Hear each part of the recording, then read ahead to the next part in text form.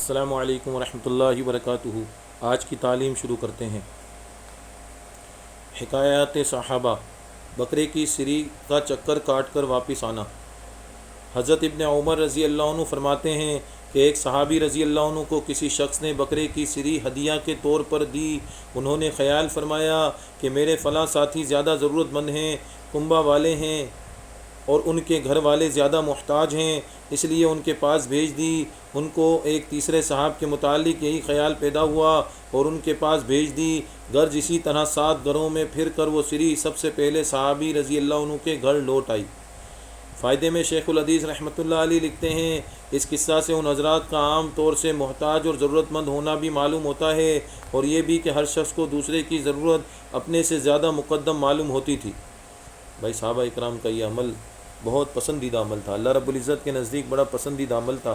ایسا عمل اللہ رب العزت ہمیں بھی نصیب کرے، ہمیں اپنے رشتہ داروں کا، اپنے عزیزوں کا، اپنے پڑوسیوں کا ایسا خیال نصیب کرے جیسا صحابہ اکرام خیال کیا کرتے تھے۔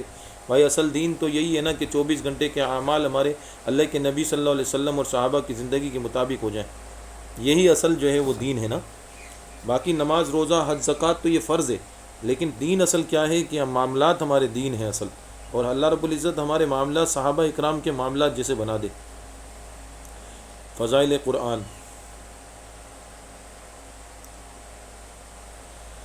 ابو سعید رضی اللہ عنہ سے حضور اقدس صلی اللہ علیہ وسلم کا ارشاد منقول ہے کہ حق سبحانہ و تقدس کا یہ فرمان ہے کہ جس شخص کو قرآن شریف کی مشغولی کی وجہ سے ذکر کرنے اور دعائیں مانگنے کی فرصت نہیں ملتی، میں اس کو سب دعائیں مانگنے والوں سے زیادہ عطا کرتا ہوں، اور اللہ تعالی شانہ کے کلام کو سب کلاموں پر ایسی ہی فضیلت ہے جیسی کہ خود حق تعالی شانہ کو تمام مخلوق پر۔ یعنی جس شخص کو قرآن پاک کے یاد کرنے یا جاننے اور سمجھنے میں اس درجہ مشغولی ہے کہ کسی دوسری دعا وغیرہ کے مانگنے کا وقت نہیں ملتا، میں دعا مانگنے والوں کے مانگنے سے بھی افضل چیز اس کو عطا کروں گا۔ دنیا کا مشاہدہ ہے کہ جب کوئی شخص شیرینی وغیرہ تقسیم کر رہا ہو اور کوئی مٹھائی لینے والا اس کے ہی کام میں مشغول ہو اور اس کی وجہ سے آ نہ سکتا ہو تو یقیناً اس کا حصہ پہلے ہی نکال لیا جاتا ہے۔ ایک دوسری حدیث میں اسی موقع پر مذکور ہے کہ میں اس کو شکر گزار بندوں کے ثواب سے افضل ثواب عطا کروں گا۔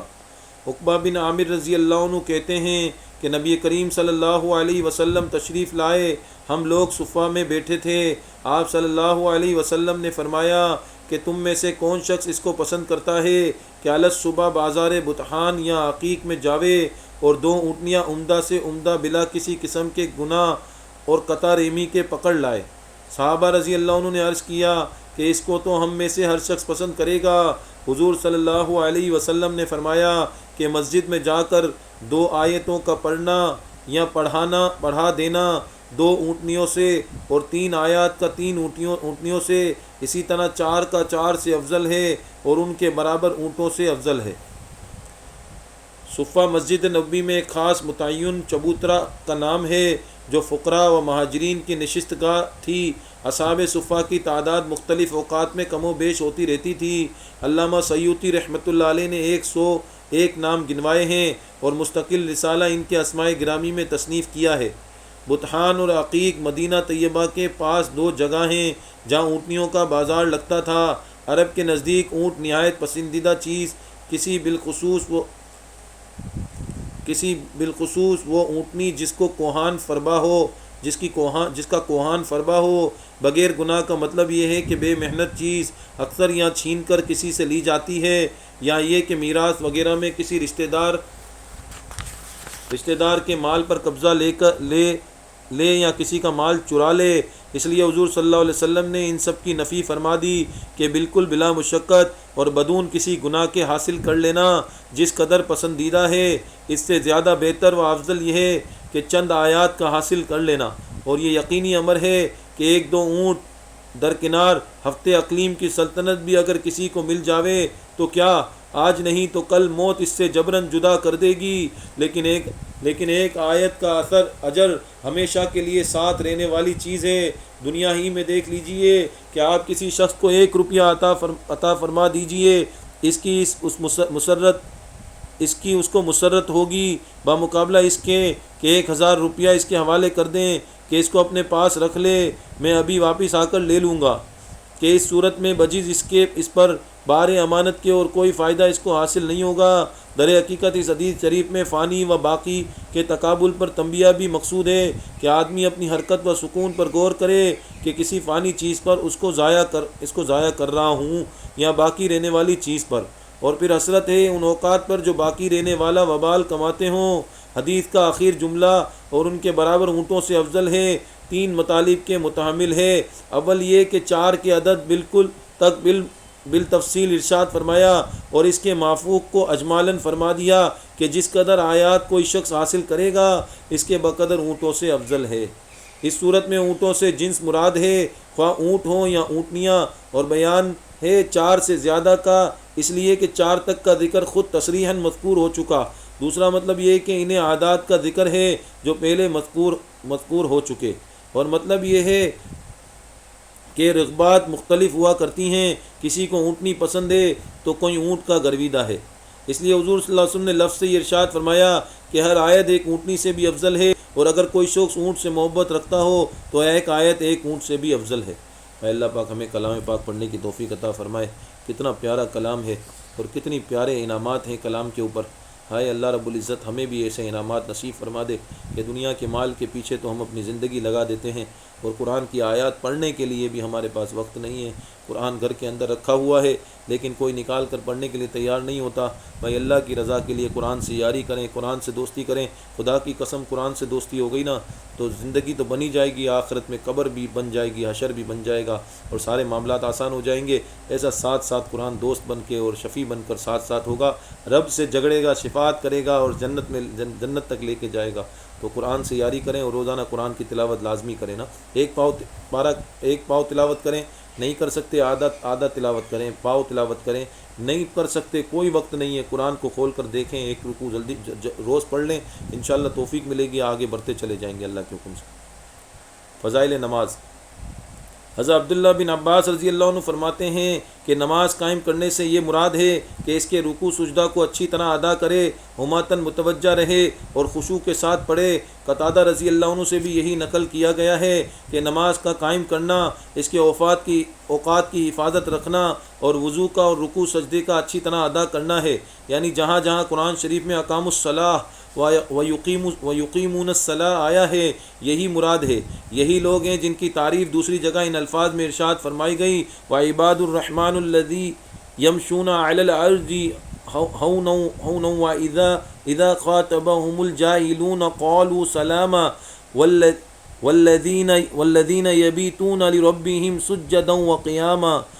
اور رحمان کے خاص بندے وہ ہیں جو چلتے ہیں زمین پر عاجزی سے، اکڑ کر نہیں چلتے، اور جب ان سے جاہل لوگ جہالت کی بات کرتے ہیں تو کہتے ہیں کہ سلام، یعنی سلامتی کی بات کرتے ہیں جو رفع شر کی ہو یا بس دور ہی سے سلام۔ اور یہ وہ لوگ ہیں جو رات بھر گزار دیتے ہیں اپنے رب کے لیے سجدے کرنے میں اور نماز میں کھڑے رہتے ہیں۔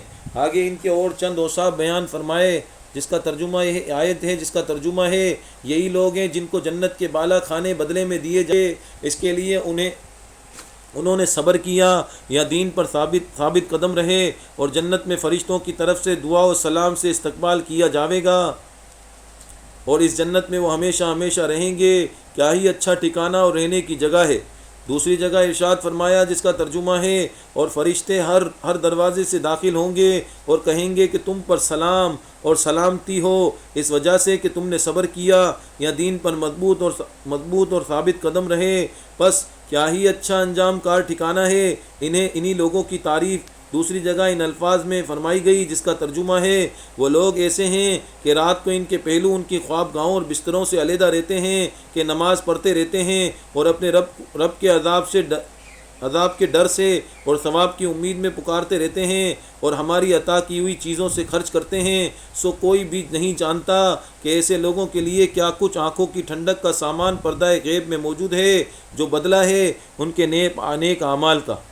اے اللہ پاک ہمیں نماز پڑھنے کی توفیق عطا فرمائے اور خصوصاً نماز کی طرف توجہ دینے کی توفیق عطا فرمائے، راتوں کو اٹھ کر تہجد کی نمازیں پڑھنے کی توفیق عطا فرمائے۔ فرمایا نا کہ مبارکباد ہے ان لوگوں کے لیے جو راتوں کو اٹھ کر جو ہے وہ اندھیریوں میں مسجدوں کی طرف جاتے ہیں، تو ہمیں بھی اللہ رب العزت ایک تہجد کی توفیق عطا فرمائے اور فجر کی نماز میں جلد از جلد یعنی اندھیروں میں مسجد کی طرف جانے کی توفیق عطا فرمائے۔ فضائل ذکر۔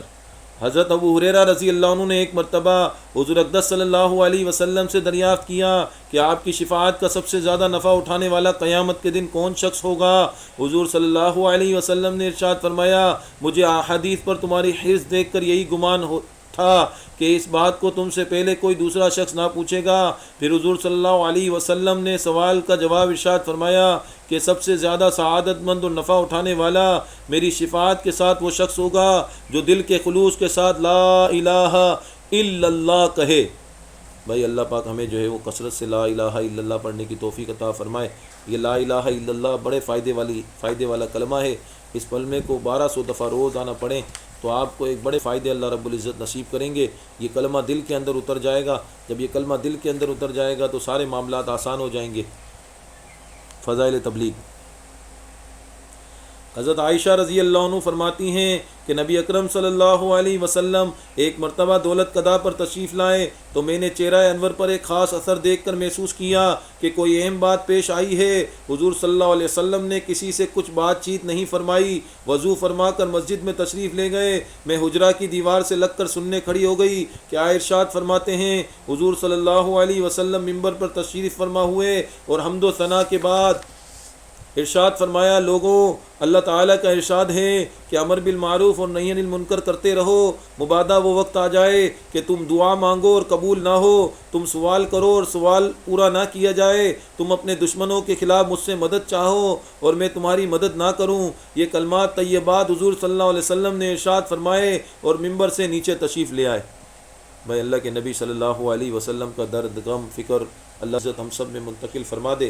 آقا علیہ الصلوۃ والسلام کا ایک ہی درد، ایک ہی فکر، ایک ہی غم تھا کہ پوری دنیا کے اندر یہ دین پھیل جائے، اس دین کا بول پوری دنیا کے اندر بالا ہو جائے، یہ دین پوری دنیا کے اندر اونچا ہو جائے اور ساری دنیا، سارے ادیان سے اونچا یہ اسلام ہو جائے اور ہر کچے پکے مکان میں اسلام پہنچ جائے، ہر کچے پکے مکان تک اسلام کی دعوت پہنچ جائے۔ اسی لیے آپ علیہ الصلوۃ والسلام یہ فرمایا کرتے تھے کہ لوگوں کو دعوت دو، امر بالمعروف نہی عن المنکر کرتے رہا کرو۔ اس لیے آپ علیہ الصلوۃ والسلام نے اور امر بالمعروف اور نہی عن المنکر ہوتا رہے گا، لوگ برائی سے بچتے رہیں گے، نیکیاں عام ہوں گی، اللہ کی رحمتیں اتریں گی اور اس کا یہ کام رکے گا تو پھر اللہ رب العزت کے عذاب زمین پر اتریں گے۔ اللہ رب العزت کے جو لوگ اللہ سے دور ہوں گے تو اللہ کے عذاب کے مستحق ہو جائیں گے اور اس عذاب کی لپیٹ میں وہ تو آئیں گے، ہم بھی آ جائیں گے اور ہماری دعائیں بھی قبول نہیں ہوں گی، ہمارے معاملات بھی حل نہیں ہوں گے، ہم پریشانیوں میں رہیں گے۔ آج لوگ کہتے ہیں ہم پریشان ہیں، ہم اس لیے پریشان ہیں کہ لوگ اللہ سے دور ہو گئے، اجتماعی طور پر لوگ اللہ سے دور ہو رہے ہیں۔ ضرورت اس بات کی ہے کہ ہم سب محنت کریں۔ ابھی آگے اجتماع بھی آنے والا ہے، رائمنڈ کا اجتماع، تو سارے مل کر محنت کریں اور لوگوں کو جو ہے اللہ کی طرف متوجہ کرنے کے لیے اجتماع کی دعوت چلائیں اور اجتماع میں لے جانے کا اہتمام کریں۔ جب لوگ اجتماع میں جمع ہو جائیں گے اللہ کی رحمتیں زمین پر اتریں گی، جہاں اجتماع ہوتے ہیں وہاں اللہ کی رحمتیں اترتی ہیں، پھر اللہ رب العزت کی رحمت ہماری طرف متوجہ ہو جائے گی اور ہمارے سارے مسائل حل ہو جائیں گے، ساری پریشانیاں دور ہو جائیں گی، آخرت کی منزلیں آسان ہو جائیں گی۔ جو کچھ ہم پڑھتے ہیں سنتے ہیں اللہ رب العزت اس پر عمل کرنے کی توفیق عطا فرمائے اور زیادہ سے زیادہ لوگوں تک پہنچانے کی توفیق عطا فرمائے۔ یہی ایک کوشش ہے کہ ہمارا حلقہ وسیع ہو جائے، جو لوگ موبائل میں لگے رہتے ہیں کم از کم ان کو تعلیم پہ لگا دیا جائے۔ وآخر دعوانا الحمد للہ رب العالمین۔